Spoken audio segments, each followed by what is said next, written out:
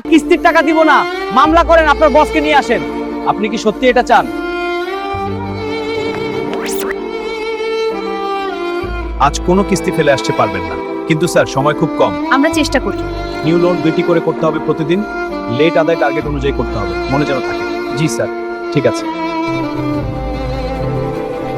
ভাই ও আপনারা কেমন আছেন সবাই? বাড়ির সবাই ভালো আছেন তো? হ্যাঁ, সবাই ভালো।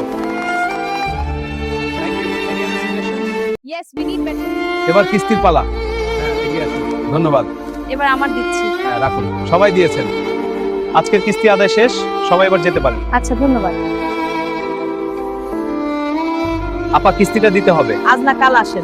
আপা, দেরি হলে সমস্যা হয়। কালকে এলে চলে যান, কিস্তি দিতে পারবো না, কিন্তু সদস্যর নিয়ম অনুযায়ী দিতেই হবে। যার নিয়ম, আমার টাকা নেই বুঝলি, এবার দূর হ। এটা অন্যায়। কিস্তির টাকা দিব না, মামলা করেন, আপনার বসকে নিয়ে আসেন। আপনি কি সত্যি এটা চান?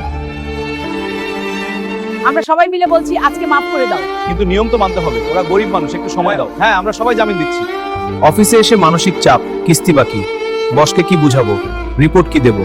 আপা, আপনি কিস্তি না দিলে আমার সমস্যা হয়। কিন্তু এখন টাকা দিতে- বেতন থেকে কেটে নেওয়া হবে আপনার কিস্তি, আমার তো সংসার আছে। আপা, বুঝেছেন, এটা কিস্তির টাকা। হ্যাঁ, বুঝেছি। ঠিক আছে, তাহলে দিন। এই নিন কিস্তির টাকা। ধন্যবাদ।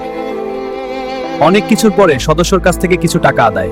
আলহামদুলিল্লাহ, অনেক কষ্টের পর কিছুটা স্বস্তি।